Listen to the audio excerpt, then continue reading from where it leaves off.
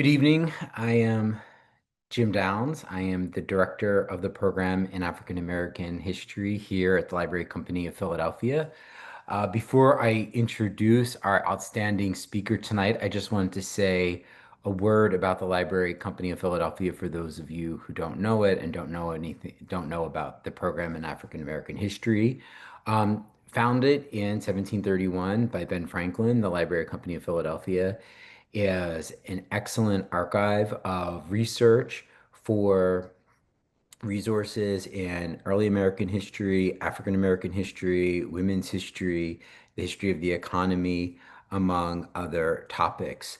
As the director of the program in African American history, I've been involved in doing lots of different events which showcase materials from our collections and also highlight exciting, important work in the field, like tonight's book, which I'm completely thrilled and excited about. I should mention that many, many, many moons ago, when I was a graduate student, I worked on the Harriet Jacobs papers. And so I had the good fortune of working under the tutelage of Jean Fagan Yellen, who was responsible for helping to authenticate Harriet Jacobs' narrative and proving that Linda Brent, who had published the narrative Incidents Life of the Slave Girl, was in fact a flesh and blood real woman.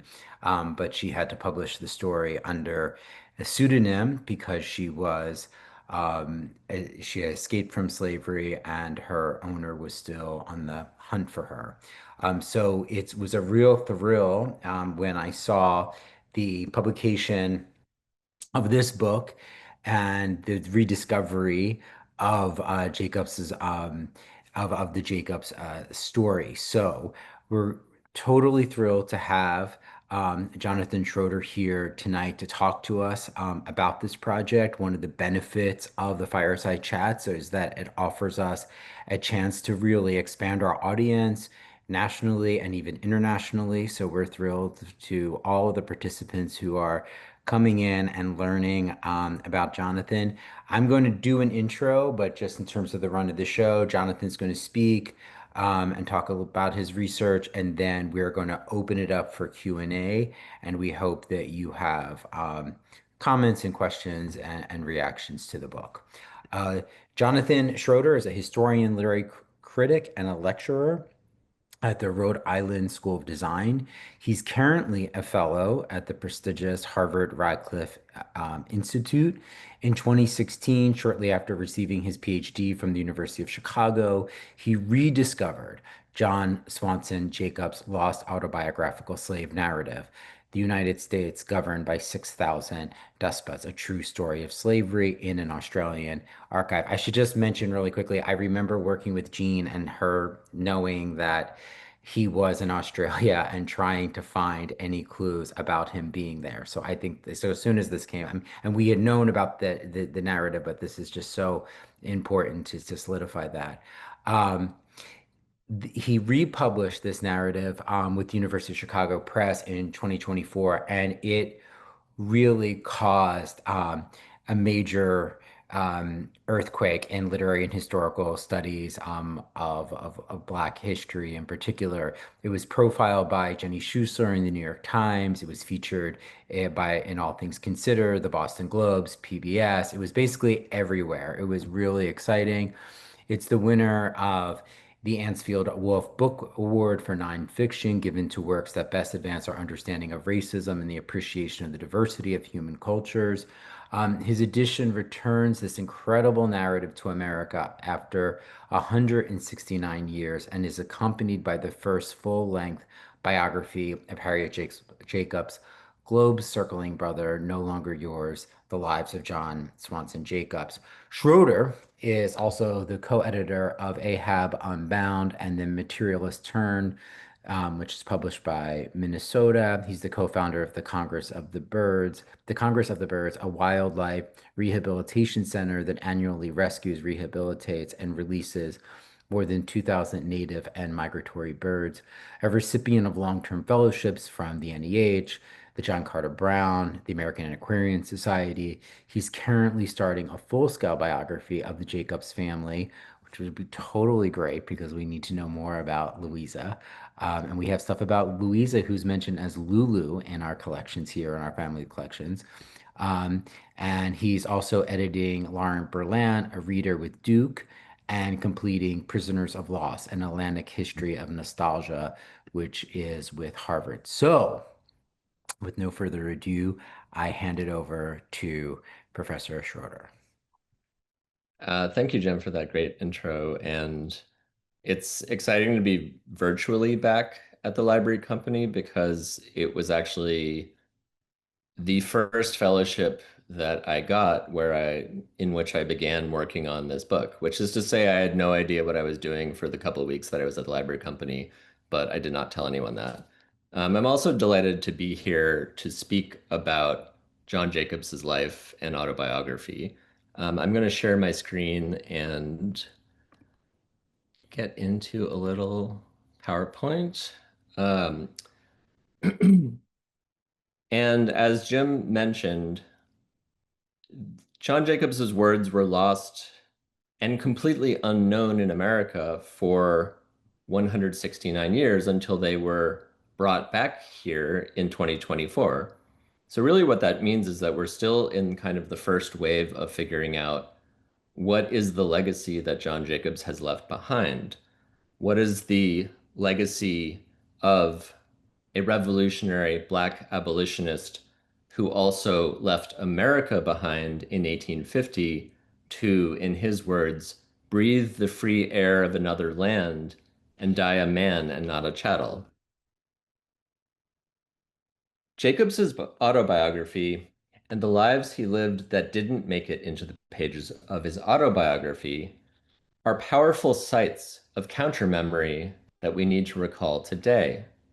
The title of his autobiography, The United States Governed by 600,000 Despots, A True Story of Slavery, remains as shockingly relevant today as when it was first published in 1855.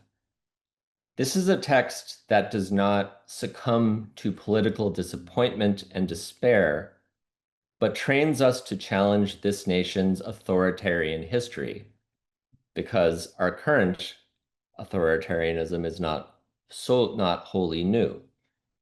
For John Jacobs, the story of America is not the story of the expansion of democracy and the overcoming of the nation's original sin of slavery. No, his is the story of a nation founded on two experiments at once, one in democracy, the other in tyranny. And right now we know all too well which experiment is winning.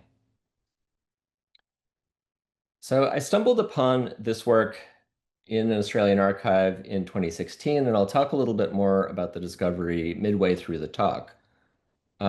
Jacobs's life story had been utterly lost since 1855, buried in libraries, attics, and wherever else old newspapers go. So in a way, this is also a story about what digitization does for writing history and writing biography, because it's only when you digitize newspapers that you can find stuff like this.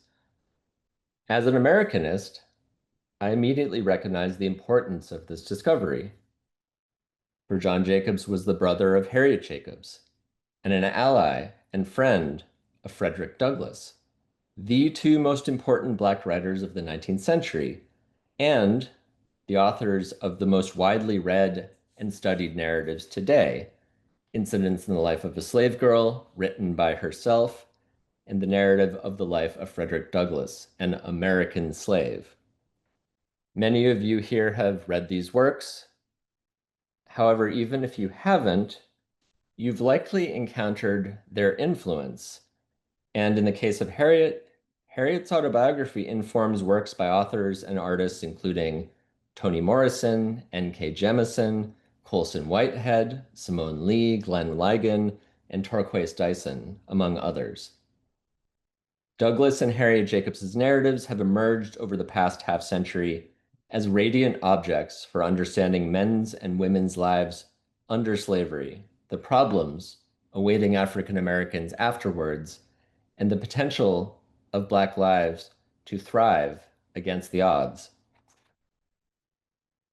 Since writing his narrative, however, John Jacobs had become a footnote in his sister Harriet's life.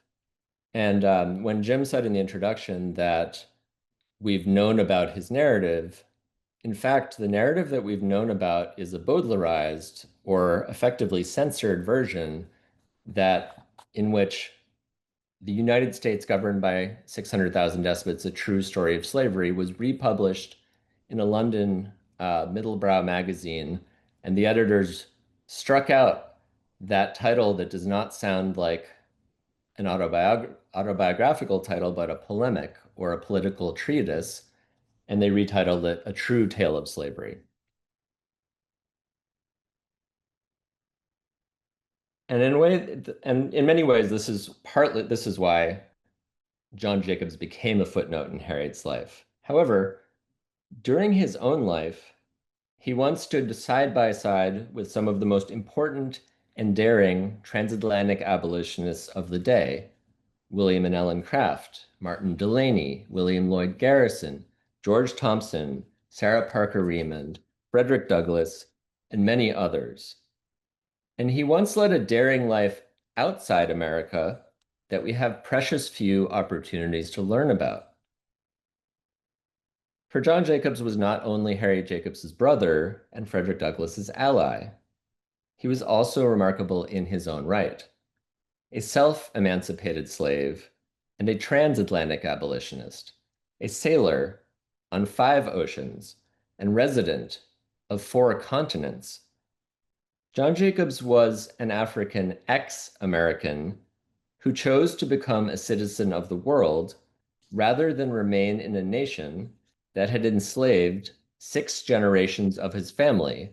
That's one of the things that I discovered while writing this biography. I found a case file of perhaps the first fugitive slave trial in America that involved the Jacobs ancestors. And in among the depositions, the neighbors of the slave owner traced the family back another 3 generations, which is incredible. If you know anything about Black genealogy, like that was like almost miraculous. Um, by 1855, when Despots was printed in Sydney, Jacobs had given up a promising career as an abolitionist. The Fugitive Slave Act of 1850 had confronted him with a terrible choice: either betray Garrison's credo, no union with slaveholders, by letting others purchase his freedom, or continue to speak in public as a fugitive and risk re-enslavement.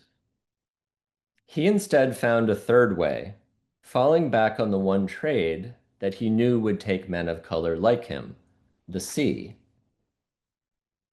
And you don't have to be able to read everything on this slide. The middle slide, which is the hardest to read, is a list of all of the ships that Jacob sailed on between 1857 and 1872 when he was sailing out of London.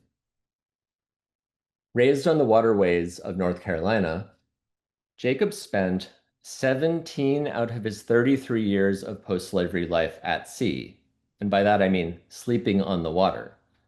In 1839, he escaped by boat to New Bedford, where he signed up for a whaling voyage to the Pacific to distance himself from his owner, and he came back 4 years later, a professional sailor. From 1856, when he left Australia for the UK, until 1872, when he returned to the US for what proved to be the final year of his life, he worked more than 35 voyages as a steward on merchant ships transporting goods to and from England: sugar from St. Kitts, oranges from the Black Sea, cotton from Egypt and India.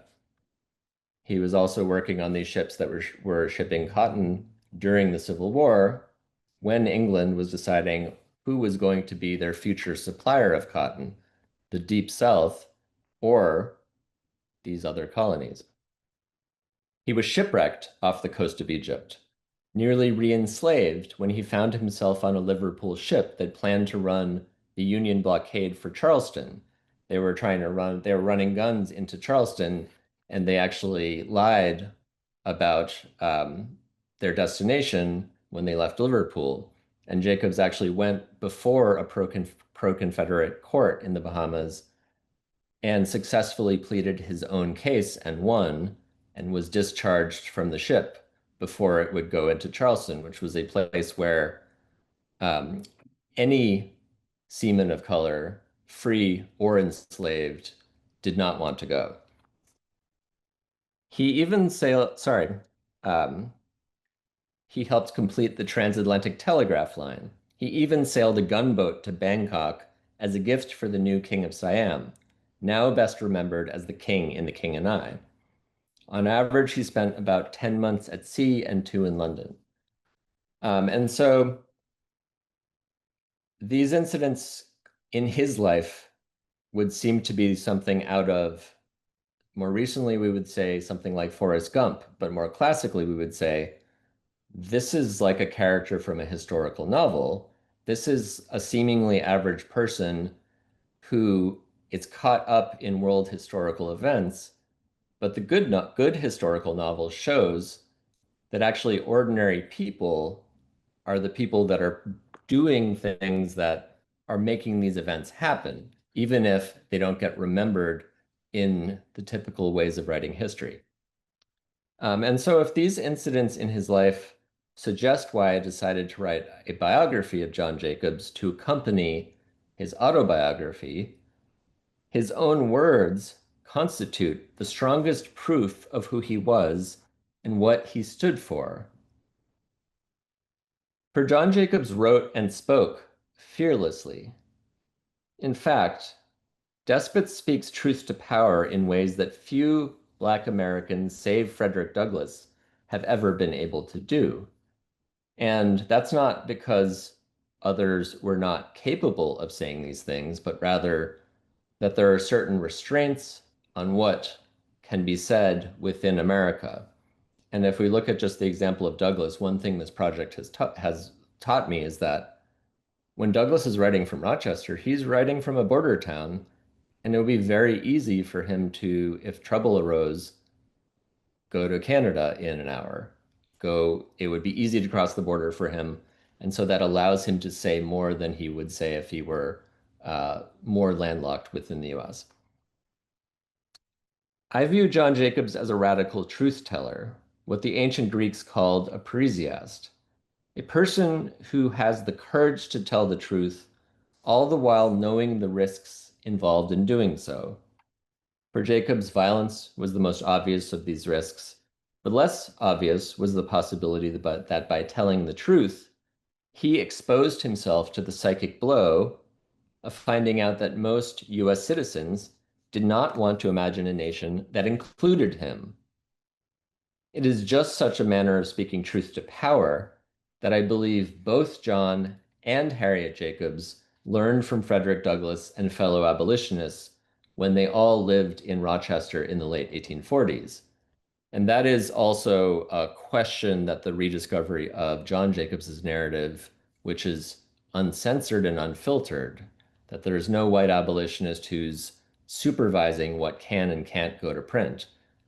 The question that this brings up is, what would Harriet Jacobs's narrative look like if it had not been edited by Lydia Maria Child, who famously got rid of a concluding chapter on the revolutionary martyr or the radical martyr John Brown and replaced it with a classic Victorian tearjerker scene, the death of the Jacob siblings' grandmother.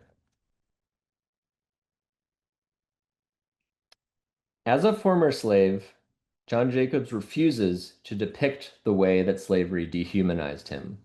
He even refuses to lay 100% of the blame at the slave owner's feet.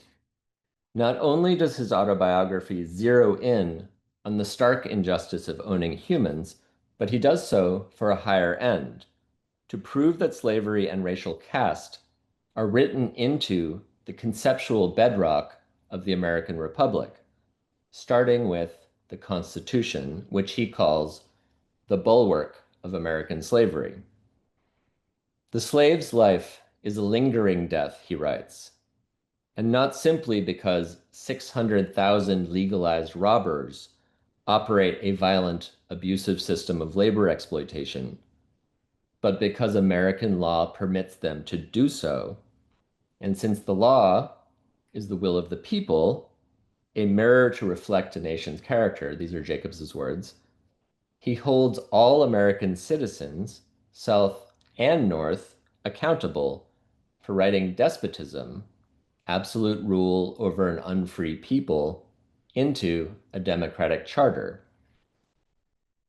That devil in sheepskin called the Constitution of the United States, which contains and tolerates the blackest code of laws in existence, represents the great chain that binds the North and the South together, a union to rob and plunder the sons of Africa, a union cemented with human blood and blackened with the guilt of 68 years.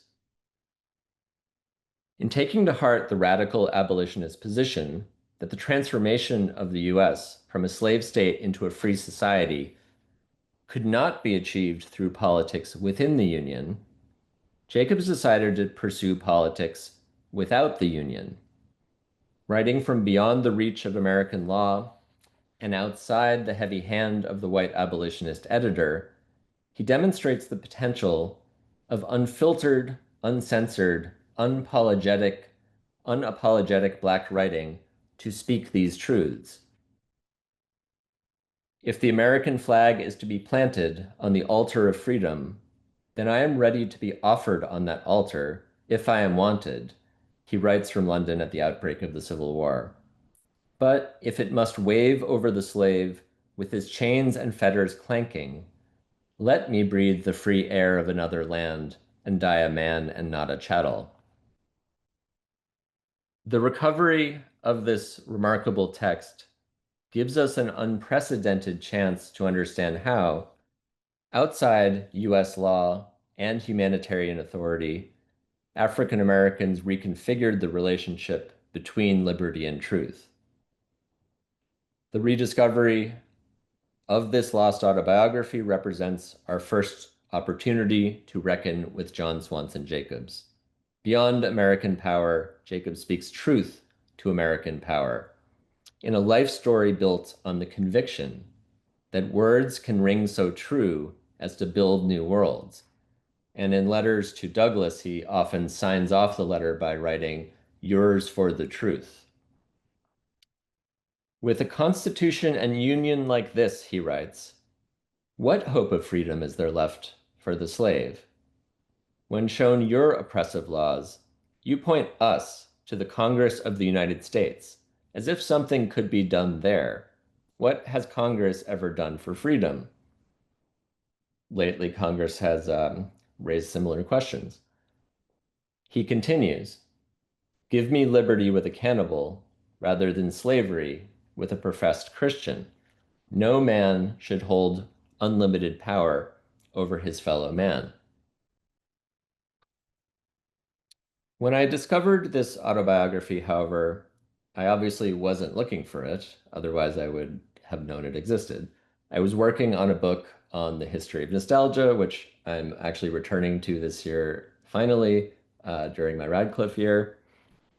And I'm working on this book that concerns nostalgia as a medical condition to a multi-century period in which nostalgia did not refer to a bittersweet mode of retrospection, but to a disease. And so I was particularly interested in how this medical concept came to be used in American institutions to manage and control discontented, confined populations, namely the slaves, soldiers, and sailors who unwillingly built Atlantic empires and often ran away or went on hunger strikes in order to try to return home. Harriet Jacobs's autobiography entered the picture here because more than any other slave narrative, I would prefer to call them freedom narratives, incidents in the life of a slave girl is concerned with medical care. While reading Jean Fagan Yellen's fantastic biography of Jacobs, I became fascinated with this endnote. that suggested that Harriet, which Jim may have worked on actually, now that I think about it, which suggested that Harriet Jacobs's son, Joseph, who had also gone with his uncle John to the mines in Australia, had committed suicide in 1860 in a fit of insanity. So it turns out he didn't, I found in a record. However, when I read this, what I was interested in is the fact that the diagnosis of nostalgia had become racialized by the middle of the 19th century. And for someone um, like Joseph Jacobs, there was a chance that a white doctor would have listed nostalgia as a cause of death on his death certificate. And so I was curious about if I could find any medical records there. And the Jacobs men had gone to California first to try their luck in the gold rush, and they had struck out. And they had then sailed for Australia, which was going through its own gold rush. And this is something we don't learn about really in our schooling in America. But actually, once you start reading about the concurrent gold rushes in the late 1840s and 1850s, it really helps you understand how the modern Pacific Rim came to, became shaped the way it is. Um, when John left Australia in 1856, Joseph stayed behind for mysterious reasons and apparently died. So this is when I wondered, was nostalgia the cause of death? And then I kind of realized, oh, Gene Fagan Ellen was working in the 80s and 90s. He didn't have the benefit, or she didn't have the benefit of digitized materials. And so I just finished a cover letter at like 11:30 p.m. Just before a deadline. I was stressed. I was taught by my grad school education at UChicago to be masochistic. So my cure for stress was to try to solve a problem and get back to work. And so late one night in New Haven, which I did not like very much, I went looking for an Australian database because I figured there probably is one that I can do some cursory research and find out what happened to Joseph Jacobs. However, when I got to Trove, the National Library of Australia's database, I realized how many Joseph Jacobs probably emigrated or were transported to Australia in the first half of the 19th century. Many. It's going to be hard to disambiguate all of those Joseph Jacobses. What about this uncle that I haven't paid much attention to, whose middle initial is S? It turns out his middle name is Swanson, but Yellen didn't find his marriage certificate. John S. Jacobs is a more unique search term. And so I started searching for John S. Jacobs in quotation marks. Then I started searching for misspellings, anticipating how the OCR software that reads page images misrecognizes words on the page. And eventually, when I searched for John S. Jacob without the S at the end, I couldn't believe my eyes when I saw this on the screen. And in fact, the original, I think, earlier iteration of the site, the first two installments were all caps, the United States governed by 600,000 despots, by a fugitive slave, and it would say said the word count, something like 10,000 words for installment one, 11,000 words per installment two. I knew based just on those word counts, this was not a newspaper article. So after collecting myself, and remember, I was taught to be masochistic and to not experience joy or something like that. I think that's what grad school does to you sometimes. I noticed there's no byline naming John Jacobs as the author of the narrative. So why was this the first hit? I clicked again. I held my breath because where is this name going to occur? And this is what I saw, or at least I saw a small part of it. And this is, for reference, elephant folio paper, which is about twice the size of a page of today's New York Times and about as big as it gets. The double elephant folio paper of Audubon's Birds in America, I think, is like the biggest sheet of paper, but I could be totally wrong about that.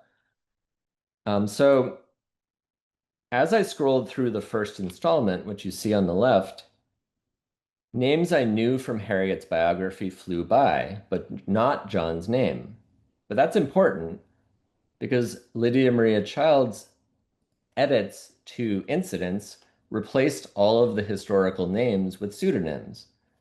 There's already a difference. These are all of the historical actors that one can look up uh, on a genealogy site, and that they'll be there. However, about 3/4 of the way through the first installment, I came upon this note. Left on the bed of his owner, Samuel Treadwell Sawyer, a congressman from North Carolina, and the father of his sister's two children, the note reads, Sir, I have left you not to return. When I have got settled, I will give you further satisfaction. No longer yours, John S. Jacobs. And there's so much to be said about this sign off to this letter, the way that yours is a term of endearment, but no longer yours is a term of dispossession, of self-dispossessing himself from now his former owner. It is also polite and also an immense fuck you because he is now giving his former owner orders. He's making demands and he's telling him what to do, what he's going to do. This note is Jacobs's, but also it's important to realize that he did not write this note, at least not in 1839 when he left it on the bed of the Astor Place Hotel in New York. Though it zings with meaning, does settled mean settling in the North or settling the debt that his ex-master owes him? Jacobs had been unable to write his own Declaration of Independence. The laws of North Carolina had prevented him from learning to write. In 1855, however, when he reproduced his note, he wrote it himself. Thus, incredibly, the very note that Jacobs authored to demonstrate that he had been kept illiterate became the very evidence nearly 170 years later that proves Jacobs is the author of his own life story. This writing is a spectacular performance of freedom. And I highlight this anecdote, which is one of many such performances, because it epitomizes one of the narrative's most remarkable aspects. And this really has to do with how Jacobs uses performance in the language of his narrative. Unlike typical autobiographies, in which the author is expected to use memory creatively and deliberately to portray their life, we might think of Benjamin Franklin's autobiography here, Jacobs instead reduces the account of his autobiographical experience to a minimum, thereby creating more space to critique slavery and more space to narrate his own life on his own terms. And there's a longer discussion here that I get into in the book that is about effectively the expectations that were placed upon Black authors by white abolitionists to talk about certain things and not other things, to portray their own pain and suffering, but not denounce the people that caused the pain and suffering or the structural structures and institutions and laws and politicians who do so. Rather, and this is getting at the representation of pain and suffering, Jacobs absolutely refuses the expectation placed upon ex-slave authors to portray the horrors of slavery through graphic depictions of their own sufferings in slavery. He performs his own life rather than describes it. And so we have to think about autobiography here not as a plot, but as a performance of who he is. Because in this book, who he is located in how John Jacobs writes, in his style, which he began cultivating on board a whaling ship, which, incredibly enough, is where he taught himself to write. In William Cooper Nell's Boston and Frederick Douglass's Rochester, where he developed his rhetorical and analytical skills, and, even though we don't have much evidence from it, in the clamorous protests of Pacific gold miners and the British Empire's sailors. For John Jacobs, autobiography is a style, a manner of performing freedom. The defiant eloquence of despots epitomizes who he has become, testifies to how far he has come, and casts a sharp light on how much he has overcome. Read in this light, we begin to see how this autobiographical style is part and parcel of John Jacobs's education as an abolitionist. For he does not just showcase his talents as a writer and speaker, but uses them to denounce American despotism or authoritarianism, refusing to yield to pressures to represent Black pain in order to incite white anti-slavery sentiment.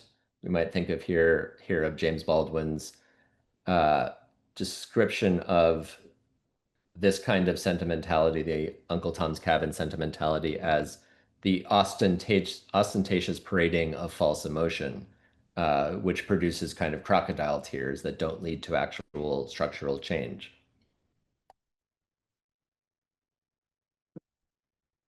Instead, Jacobs draws up a radical, even revolutionary contract between text and reader, calling North Carolina slave owners and Washington politicians out by name, exposing Northern complicity, and arguing that the nation's founding documents represent the foundation of American slavery.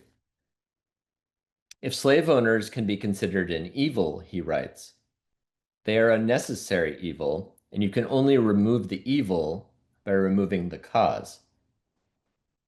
When he submitted his autobiography to the London Magazine in 1860, however, they cut out a 5,000-word critique of America's founding documents, the Declaration, um, the Constitution, and also he also gets into the Fugitive Slave Act. And if you're following along, by cutting out this critique, which is evidence of his analytical skills, his rhetorical style, they cut out the most sustained demonstration of his rhetorical and analytical powers, as well as his most urgent call for justice. While Jacobs began developing his life story in the late 1840s in Rochester, it is this section that he almost certainly wrote all or most of when he walked into the Empire Office in Sydney, Australia, and asked for Richard Hildreth's History of the United States and a correct copy of the U.S. Constitution. Remarkably, this concluding part of the 1855 narrative abandons any attempt to narrate individual experience in favor of delivering readings, as I mentioned, of the Constitution, Declaration, and Fugitive Slave Act of 1850. Jacobs calls his readings of these documents interlineations, which is a term that he takes from the law, as you see in at the passage on the left that is excerpted. And they resemble nothing so much as David Walker's Appeal to the Colored Citizens of the World, a favorite text among sailors like Jacobs, and one they were imprisoned, fined, possibly even hanged for when it was found in their possession. Sometimes sailors would sew this pamphlet into the linings of their coats and then open up the linings of their coats once they got to a southern port, presumably to read it to crowds of literate and illiterate people around them. Here's one example of one of Jacobs's interlineations, and you see it reproduced here. We hold these truths to be self-evident, and we'll be hearing this language a lot in 2026, possibly not in this manner, so it might be important to remember texts like Jacobs's and Walker's once we get there. That all men are created equal, that they are endowed by their Creator with certain unalienable rights, that among these are life, liberty, and the pursuit of happiness. Seem to be on track right now, on script. But then, that no slave held to service or labor in one state, under the laws thereof, escaping into another shall, in consequence of any law or regulation therein, be discharged from such service or labor, but shall be delivered up on claim of the party to whom such service or labor may be due. We have the original Fugitive Slave Clause from the Constitution. Then do we get back on track? Maybe, maybe not. To secure these rights, governments are instituted among men, deriving their just powers from the consent of the governed, excluding Indians and free Negroes. And I want to highlight just two operations that he's performing on these documents. The first is the most obvious one. He's splicing or mashing up different parts of these texts, producing different effects. The legalese of the Fugitive Slave Clause against the lyricism of the preamble. He's also doing something a little more subtle, which is if you look at the beginning of the Fugitive Slave Clause, he doesn't reproduce it totally verbatim. He replaces the word person with slave, a word that does not appear in the Constitution, famously does not appear. In a way, he's making explicit the hypocrisies that are latent or implicit in the document. And when he writes, he's training his readers to understand that he writes between the lines of American law, interlineation, and that he does so as a stranger, a person who does not benefit from these laws, because they were not written for him, because, as an exile, they no longer apply to him.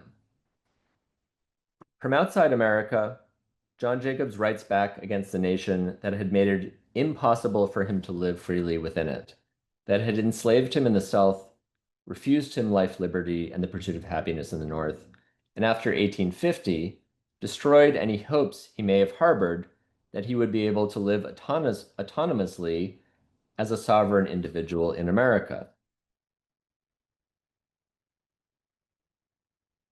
And I want to bring this in toward a conclusion by just thinking about, and I won't get into this too much, but I think one thing that is remarkable about this text is when you read it, how often you're drawing a straight line from 1855 to 2025. Until a few years ago, we had been conditioned to imagine that each new assault on our rights was the result of extremists encroaching from the outside. But if we go back to John Jacobs's time, he lived in just such a world of encroaching extremism, in which slave owners, politicians, and Northerners who financially benefited from slavery worked out pro-slavery deals in 1820, 1833, and 1850 that were anything but equal compromises. For Jacobs, this rising authoritarianism is no outlier, no incursion from outside, but is a logical consequence of American institutions and laws, beginning with the Constitution and the Declaration. We can now begin to return John Jacobs to the heart of an America that has forgotten him. We can now imagine what Harriet Jacobs's autobiography would have looked like had she gone to California in 1850 with him, as she had talked about, and published her narrative without the editorial intervention of Child, without cutting the fearless truth to power language that both Jacobs siblings learned in Rochester. Looking outside the nation by taking the blinders of ideology off, as John Jacobs did, means writing back against the myth of the United States of America as a nation that not only progressively eradicates the legacy of its original sin through the development of its democratic institutions, but basically casts people who have been denied rights into a passive role of waiting to have rights bestowed upon them.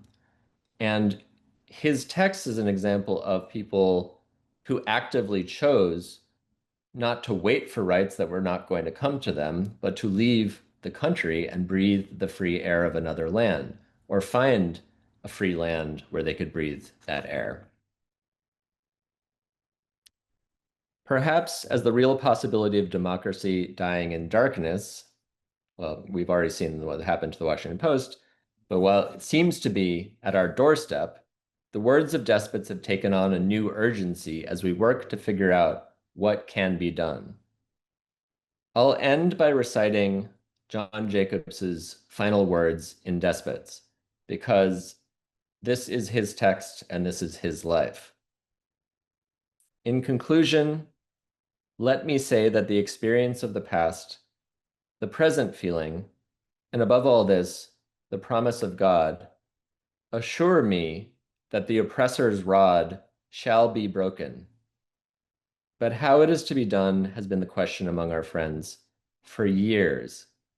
After the prayers of 25 years, the slaves' chains are tighter than they were before, their escape more dangerous, and their cups of misery filled nearer its brim. Since I cannot forget that I was a slave, I will not forget those that are slaves. What I would have done for my liberty, I am willing to do for theirs, whenever I can see them ready to fill a free man's grave rather than wear a tyrant's chain. The day must come, it will come. Human nature will be human nature. Crush it as you may,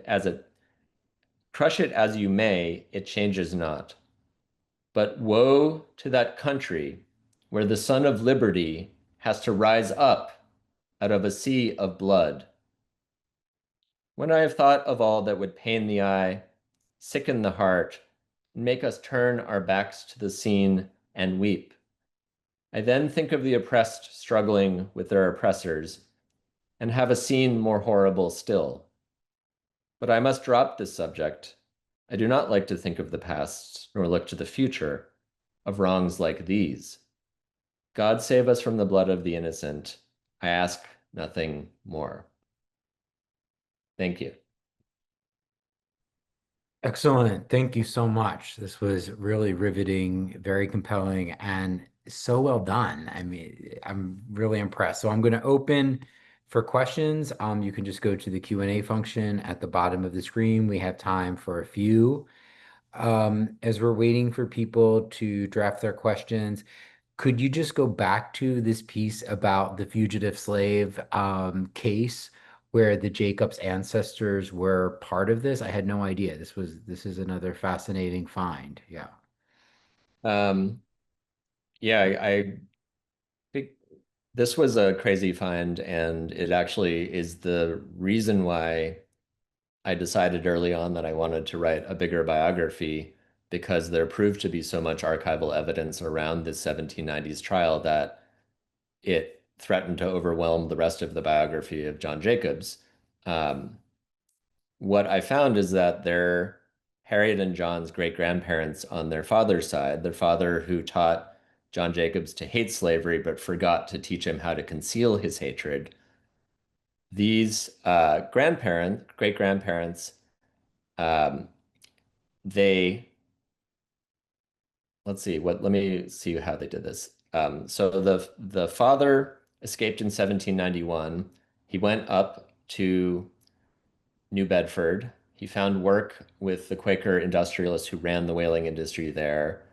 The slave owner thought he might have gone up to Philadelphia because that was a likely spot, but he was wrong.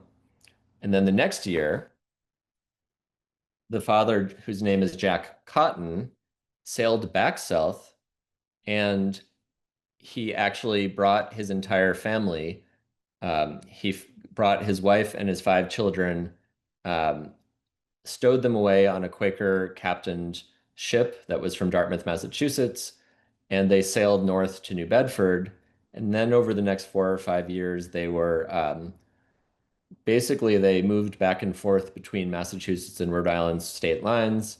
They were supported and harbored by Quakers who gave them work and gave them places to stay, and who funded the legal defense, which is where I found this evidence. Um, and they won both cases because the case was appealed to a higher court. And then something happened, and about half of the members of the family were re-enslaved, which may have just happened extrajudicially, would be my guess. Um, and that by itself is like this huge thing that I'm very eager to get back to working on. It's unbelievable. Like, has anyone else written on that? Do other people know it? So I think because it didn't go to it was only in a state court and it didn't go to the Supreme Court or to a federal court. That may be why it's escaped attention. What I did find is like in books like the like Fugitive Gibraltar by Catherine Grover, she came upon evidence of the family, but didn't connect it to the case. Okay. Um, so I'd find things like that. But no one has connected. So you're also connecting it to the family. This is unbelievable. This is really impressive. Congratulations. It's great. I didn't. That's amazing. All right, let me look at the Q&A. Let's see, do we have any questions coming from any of our attendees, please? If not, I will. I don't want to barrage you with questions. Let's see here. Okay, nothing yet. Okay, can you just, so actually when you mentioned that piece about, Oh, um, here's a question yeah, actually. go ahead. Great. So thanks for the question about whether Harriet and John stayed in touch in communication. And this Right. is actually something that I'm also really interested in, which is the way that after they both freed themselves, the kinds of occupations that they could find that were open to basically gendered and raced occupations prevented them from seeing one another. Working on the ocean took John Jacobs far away all the time. It put him in a position of hypermobility along with many other black men. Working in a household as a nurse and a governess confined Harriet Jacobs once again, not as extreme, not as severely, but in a way that limited her mobility and made it harder for her to see John. Nevertheless, they actually wrote letters and maintained in consistent communication during John Jacobs's 22 years overseas. And it seems like their kinship was as strong as ever, even as the only thing they had to rely on were letters that would often take 6 months to cross from Australia to the US. Right. Right. I want to ask you though more, I mean, because I want you to ask you more about just the politics of recovery. So in the 80s and the 90s, when the formal study of Black history is unfolding within the academy, there is this excitement to reclaim Black literature in large part in opposition to all of these debates about the Western canon and to sort of show the presence and practice of Black people producing literature. But the question I had and is, at a certain point with Harriet Jacobs was, did she want to be found? And I think that when you're talking about this question of are they writing letters and they're going back and forth, um, there's many reasons to celebrate the discovery of her. But I have this article called Hmm. Not About My Daughter, and it's about her and Louisa. And basically, until the 1880s and 1890s, she's still checking the hotel registers because she's afraid that her former owner is checking into the city and is going to start looking for her. And so this is a woman who came out of slavery, witnessed the promise of Reconstruction, and then dies at the height of Jim Crow. There's a way in which I wonder about how she sees her life being clandestine and continuing to be in the underground. And there's this moment when she questions Charlotte Fort and Grimke and Douglass going to these big parties in DC, and she's hanging out with Julia Wilbur and helping poor people, and doing relief work. And so I'm just thinking too about the radicalness of their work because you had mentioned in your talk, and Nancy Hewitt does this too in her biography of Amy Post, that possibly Douglas's proximity to Rochester is that he can escape to Canada. So that is, I think, other historians have said that. So that's good that Hmm. you're on that point. I think that we celebrate their work in terms of the canon, but we sometimes forget how dangerous it was to do this work. And we forget that they may have wanted to be subversive and not found. So I would love to hear what you think of that. Um, this is a good question, and I have kind of I could go either way when it comes to Harriet's narrative. She writes some letters to Amy Post, which suggests that she does not want to reveal her shame.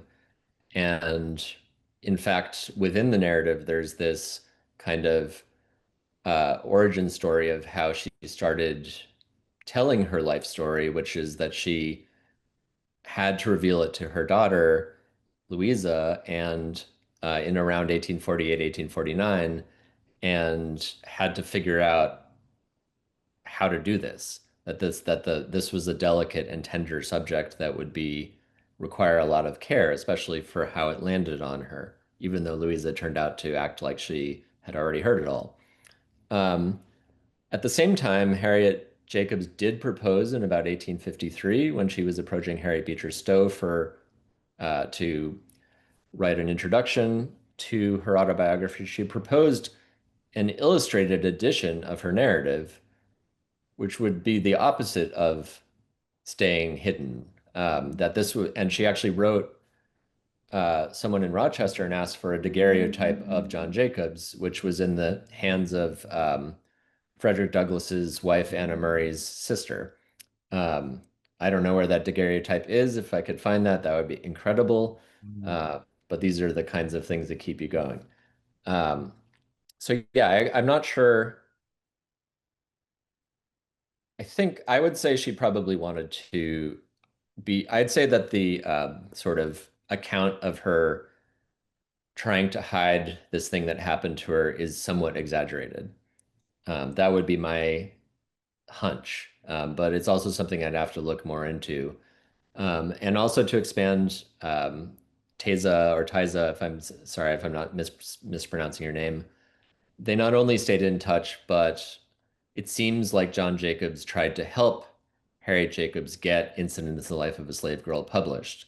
Because when he moved to England, he became friends with um, the Garrisonians or the radical British abolitionists, including George Thompson's son-in-law, F.W. Cheson, and those are connections that would get you in touch with all of the publishers in Scotland, London, and Dublin who might publish Incidents: Life of a Slave Girl. And so John Jacobs seems to have informed Harriet, who then sails across the Atlantic and sets up meetings with abolitionists in these three cities.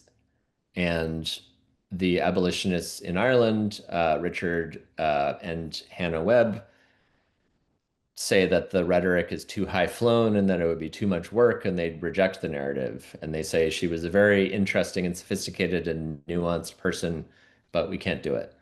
Um, Right. Right. and so John Jacobs apparently writes some scolding lines to Harriet and says that she botched the whole thing. And we don't have those scolding lines. So there's more work to be done there for sure. Yeah. I mean, but there's also the difference between her trying to get the story out in the 50s and then what happens after the war in the 60s and the 70s. And that's the part that I was interested in. Oh, That okay.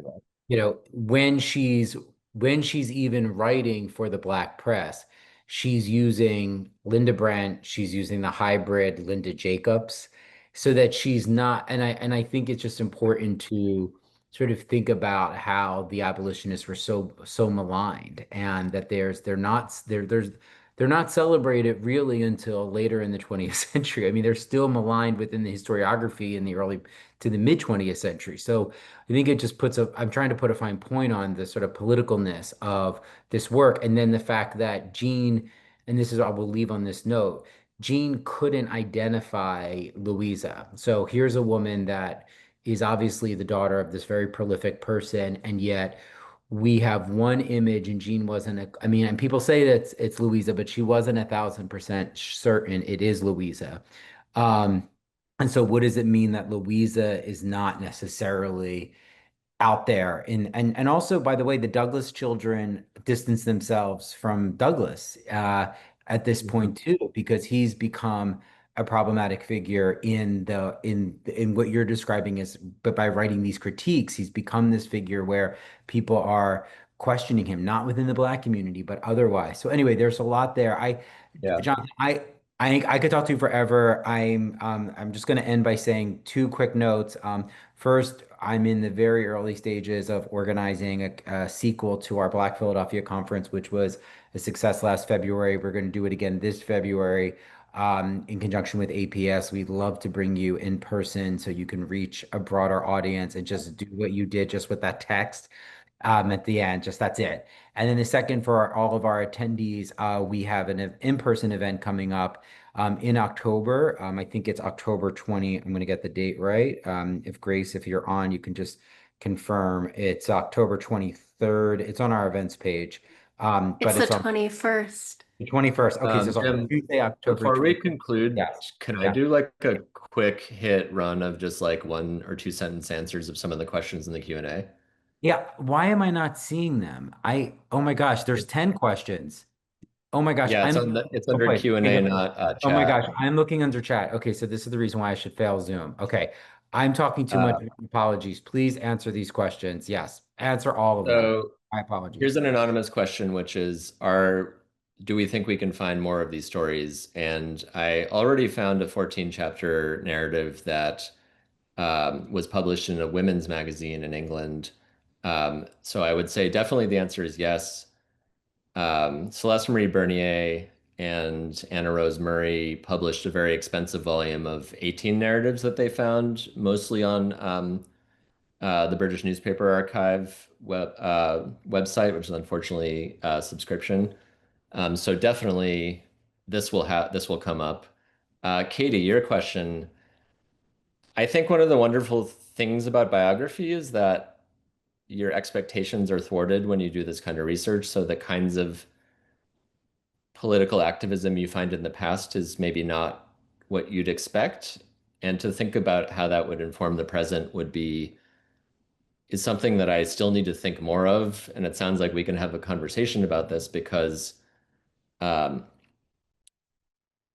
the question of what to do now is so important. And what can we do with John Jacobs' example?